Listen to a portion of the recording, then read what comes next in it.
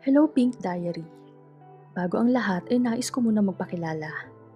Ako si Candice, isa akong nurse dito sa bansang Canada. Gusto ko lang i-share ang masalimuot pero mapupulutan ng aral na karanasan ko sa unang babae na minahal ko ng sobra. Na siya ring nagbigay ng sobrang kirot sa puso ko. Year 2014 nang mamit ko si Chels. I'm in my 20s that time. Nasa Pinas pa ako. Nakadalawang boyfriend pa ako bago si Chels. Namit ko si Chels nung birthday ng friend ko. Nagkakwentuhan kami ng friends ko nang makita ko siyang papalapit sa table namin. Tinanong ko friend ko kung kakilala ba niya yung papalapit. Nakatingin kasi sa kanya at nakangiti pa. Yan ba? Si Chelsea yan, tropa kong tibo pero lapitin siya ng boys. Hindi halatang lesbian, no? Napatango na lang ako sabay sagot ng, "Oh." Tinitigan ko si Chels mula ulo hanggang paa. Hindi para maghanap ng pwedeng maipinta sa kanya, kundi dahil nagkaroon ako ng interes sa magandang babae na papalapit sa amin. Na magnet bigla ang mga mata ko sa kanya. Straight ako. Sa pagkakaalam ko, kaya hindi ko maintindihan kung bakit nang makalapit na siya sa amin, bigla ako nakaramdam ng matinding kaba. Kabaklaan. Charot. Pero, totoo yun. Bigla ako napaka-question sa sexualidad ko. Si Chels, siya yung tipo ng tao na head turner. Ang lakas ng appeal. Pero ang mas nakapagpabigay ng pansin sa akin ay yung mapupungay niyang mga mata na para bang every time na tititigan ka, ay mapapasabi ka na lang ng, "Anghel ba siya?" Ganon ang atake. Kwentuhan lang kami na may konting inuman. Masaya siyang kasama kaya lalo akong humanga sa kanya. Bago kami magkahiwalay ng araw na yon, ay nagawa ko pang hingiin ang number niya. Tinext ko agad siya na makauwi ako sa bahay. Sinabi ko sa kanya na masaya ako nakilala ko siya. Madaling araw na magpaalam kami sa isa't isa. First time ko magpuyat para sa isang babae. Di ko akalain na darating ako sa punto ng buhay ko na mafo-fall ako sa kapwa ko babae. 1 week pa lang kami magka-text naging kami na. Walang nanligaw, kutob-kutob lang. Papatagalin ko pa ba? Mag-iinarte pa ba ako ang ganda-ganda niya? Nagkita agad kami simula na maging official ang relasyon namin. Yun ang second time na nagkita kami kasi ang first ay yung sa party. Medyo awkward pa sa umpisa pero nakapag-adjust din naman agad. Namasyal kami sa mall. Holding hands while walking ang drama na para bang wala kaming pake sa sasabihin ng iba. Sobrang cute lang kung iisipin. Naalala ko tuloy yung kilig ko ng mga panahon na yon. Hindi na nawala yung ngiti sa mga labi ko. Kung tatanungin naman ako kung hindi ba ako naiilang dahil first time ko magkaroon ng karelasyong babae, ang isasagot ko ay hindi. Hindi ko rin alam kung bakit parang sanay na ako. Puro kilig at saya lang ang naramdaman ko nung naging kami ni Chels. Correction pala. Nung mga unang buwan lang ng relasyon namin. 5 months na kami nang mahuli ko siyang may nilalandi sa lugar nila. So surprise ko dapat siya pero ako ang na-surprise sa nakita ko. Nag-iinuman sila at katabi niya yung girl. Nakaakbay pa siya dito. Pinuntahan ko siya para sana ayayin mag-dinner sa labas at personal na sabihin na malapit na akong lumipad patungong Canada dahil okay na ang papers ko. Matagal na din kasing inaayos ng parents ko ang papers ko para makasunod na ako sa kanila dito. Pero dahil sa nakita ko, yung dapat na masaya ay napalitan ng galit at lungkot. Nakita niya akong papaalis. Tinawag niya ako. Hinabol. Ako naman ay patuloy sa paglakad papalayo sa lugar na yon. Habang paulit-ulit na pinupunasan ng panyo ang aking mga mata na walang tigil sa pagluha. Kulang na lang ay ulan para damang-dama ang pag-e-emote ko. Nang maabutan niya ako ay hinawakan niya agad ang braso ko. Pinigilan niya ako sa paglakad. Amoy na amoy ko sa hininga niya ang alak. "Candice! Uy!" Sambit niya sa akin habang pinipilit niya akong humarap sa kanya. Inayos ko muna ang itsura ko bago akong humarap. Tahimik at nahihikbi lang akong tumingin sa kanya na para bang naghihintay lang ako ng paliwanag niya. "Candy, si Jenny yun. Pinsan ko, ano ka ba? Nagsiselos ka naman agad, hindi ka muna nagtatanong. Natameme ako. Napahiya ng sobra. Hindi na ako makapag-isip ng irarason. Huwag ka nang umiyak. Sorry kung ganun ang naabutan mo. Sobrang close lang talaga kami ng mga pinsan ko. Ba't ka ba pumunta dito nang hindi ka man lang nagsasabi? Mahinahon niyang sambit sa akin. Ako naman ay medyo nakarecover na sa hiya at sa iba't ibang emosyon na naramdaman. Meron lang akong sasabihin sa'yo na importante pero next time na lang siguro. Niyakap niya ako ng mahigpit sabay bigkas ng I love you. Aaminin ko, sobrang kinilig talaga ako. Napangiti na lang ako at napahampas sa balikat niya. Hudyat na okay na ang mood ko. Ikaw kasi, sino ba namang hindi magsiselos kapag gano'n nabubungad sa'yo? Napangiti na lang din siya at tumakbay sa akin. Natuloy pa din kami sa dinner. Nasabi ko din sa kanya ang tungkol sa Canada. Nakita ko ang pagbabago sa ekspresyon ng mukha niya. Biglang nawala ang ngiti sa kanyang mga labi. Sinabi ko naman sa kanya na wala siyang dapat na ipag-alala dahil kapag umayos na ang lagay ko doon, ay siya naman ang gagawa namin ng paraan para makasunod sa akin. Tumango lang siya at nagpatuloy sa pagkain. Lumipas sa mga araw, sobrang okay kami. Mas dumalas ang pagbisita ko sa bahay ni Chels. Minsan siya ang pumupunta sa bahay ko. Sinusulit kasi namin ng mga araw. Nakakabanding din namin si Jenny at ang ilan pa sa mga kamag-anak niya. Ramdam ko naman ang pagtanggap nila. Dumating na ang araw ng pag-alis ko. Siya ang naghatid sa akin.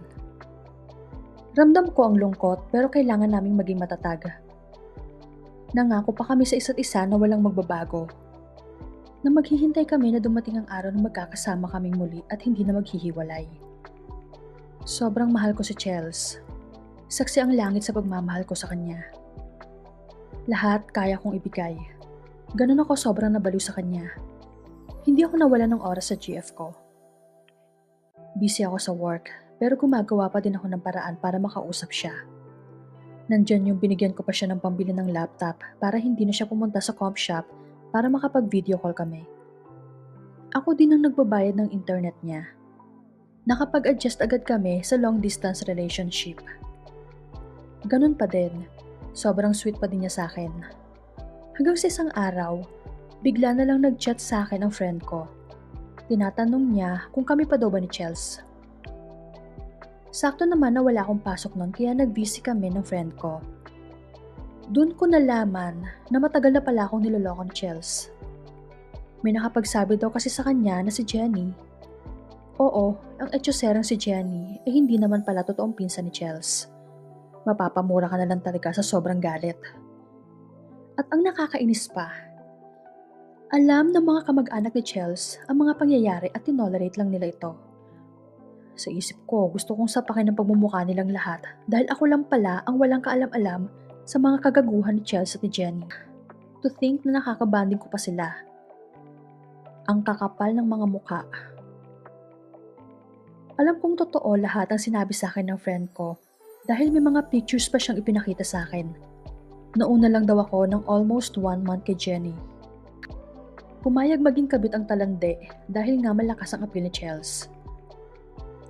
Nag-chat agad ako sa cheater kong GF pagkatapos namin mag-usap ng friend ko. Mahaba at punong-puno ng galit, ng sama ng loob. Lahat na, dinamay ko pa buong ang kanya. Alam mo ba, wala man lang ako na-receive na sorry o paliwanag na galing sa kanya. Hindi nga siya nag-reply sa chat ko. Lalo ko siyang kinasuklaman dahil doon. 1 week akong hindi nakapag-focus sa work dahil sa ginawa ni Chels. Isa din sa dahilan ay yung hindi man lang siya nag-reply. Napaisip tuloy ako kung minahal niya ba talaga ako o ginamit lang. Lumipas ang mga araw. Pinilit kong mag-move on. Pinilit kong umusad para na din sa sarili ko. Tinanggap ko na wala na talaga, na wala na akong hinihintay na reply mula sa kanya. Pero ang tadhana nga naman, kung kailan umuusad ka na, saka naman susubukin ang iyong katatagan. Biglang nag-chat sa akin ng animal. Sorry sa term po. Biglang nag-chat si Chels. Humingi siya ng tawad sa akin. Mahabang paliwanag, paulit-ulit na sorry. Nung una, hindi ko pinapansin, pero hindi siya tumigil sa pangungulit. Sinabi niya din na hiwalay na sila ni Jenny dahil ako daw ang totoong mahal niya. Na-realize daw niya nang mawala ako sa buhay niya. Na-develop lang daw siya kay Jenny dahil sa panunukso ng mga pinsan niya. Na-develop pero nagawa pa din magsinungaling sa akin. Di ba lakas makagago? Bumalik lahat ng sama ng loob ko sa kanya. Pero di siya tumigil sa panunuyo. Muli kong naramdaman yung halaga ko sa kanya. Naramdaman ko din naman na seryoso siya sa mga sinasabi niya. Pero bago ako maniwala, ay pinastalk ko muna siya sa friend ko. Same friend na nagsumbong sa akin dati. Hindi siya pabor sa plano kong makipagbalikan. Pero wala din naman siya nagawa kasi nga sobrang mahal ko si Chels. Nang makasiguro ako na hindi na talaga ako ginagago ay pumayag na ako. Naging kami ulit. Naniwala kasi ako sa kasabihan na love is sweeter the second time around. Wala eh. Ipinanganak na marupok ang tita niyo eh. Nabanggit sa akin ni Chels na plano niya mag-work sa Singapore. Nag-aasikaso na daw siya sa papers niya. Pumayag naman ako. Naisip ko din na okay yon para malayo na siya kay Jenny. Para hindi na siya muling maakit na babaitang yon. Di rin naman nagtagal ay nakalipad na rin siya papuntang Singapore. Lagi siya nag-a-update sa mga araw-araw niyang ginagawa. Pag may gala sila ng mga kaibigan niya ay nagpapaalam muna siya sa akin. Nagsisend din siya ng pics kung sino ang mga kasama niya. Sobrang nakuha niya talaga ang tiwala ko. Akala ko totoong nagbago na siya. Akala ko totoong mapapagkatiwalaan ko na siya. Hindi pa rin pala. Kapag pala manloloko, kahit saan mapunta, manloloko pa din. Nagsimula akong magduda sa kanya nang malaman kong nasa Singapore na din ang pinsan niya. Isa yun sa mga nag-tolerate kay Chelsea dati. Naasar agad ako na mabanggit sa akin ni Chelsea na nandun na din ang pinsan niya. Hindi ko lang pinahalata yung inis ko kasi nga wala pa naman siyang ginagawa na hindi maganda. Naging madalas ang paggala nila. Kung dati once a month lang siyang gumala, ngayon naging every week na. Hinayaan ko kasi ganun pa din naman siya kung mag-update sa akin. Ang pinagbago lang ay madalas na siyang gabihin sa pag-uwi. Napansin ko din na habang tumatagal ay medyo nababawasan na yung time niya sa akin. Inunawa ko yon. Sa isip ko may work siya at for sure pagod siya lagi. Basta ang mahalaga para sa akin ay may time pa din siya kahit papano. Kahit nabawasan ay okay lang. Ang mahalaga, meron pa din. Hindi naman kasi pwede na ilaan niya sa akin lahat ng free time niya. At ito na nga. Fall season dito nang may nalaman na naman ako. Isang reliable source at super concerned sa akin ang nagsend ng screenshot pictures ni Chelsea kasamang isang babae na worker din sa Singapore. Yup, inalam nila lahat ang tungkol sa girl. Walang kamalay-malay si girl na may jowa, ang proud niyang pinopost sa Facebook niya as her pretty girlfriend. Ang itsura ni Chelsea doon, ramdam mong sobrang saya niya. Naghaharutan pa sila sa comment section tapos ang iba naman ay kilig na kilig sa kanilang dalawa. Sobrang sakit. Yung iba hindi ko na tiningnan. Hindi ko na kinaya. Ang bugaw, si pinsan again. Hindi ko alam ano bang nagawa ko sa mga kamag-anak niya at bakit ayaw na ayaw nila sa akin.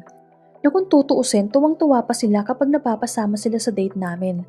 Kasi nalilibre sila and madalas ako pa ang nagbabayad. Tapos yun pala ayaw nila sa akin. Pinaplastic lang pala ako. Mga user. Pare-pareho sila. Sumabog na talaga ako ng araw na yon. Tinawagan ko si Chels pero hindi niya sinasagot.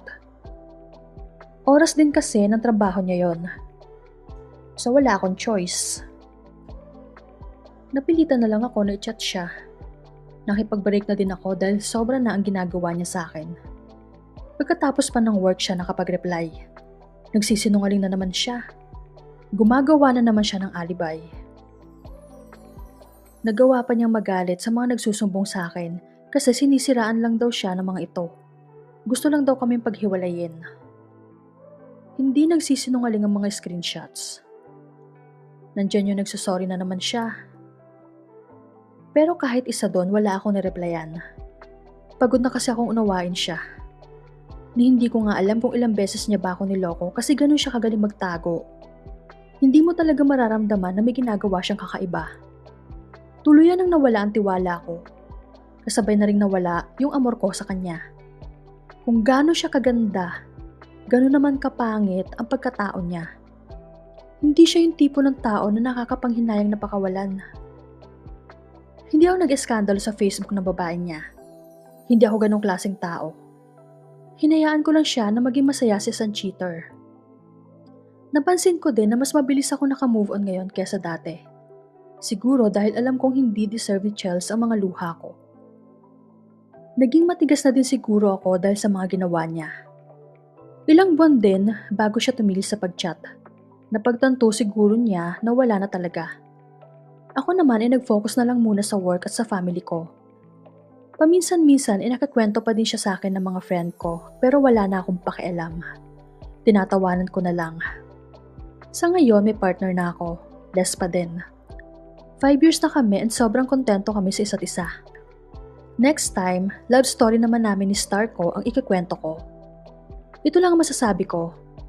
Huwag kayong magbase sa itsura. Hanggat maaari, kilalanin niyo muna ng husto bago kayo ma-fall. Hanggang dito na lang po at maraming salamat, Miss Narrator.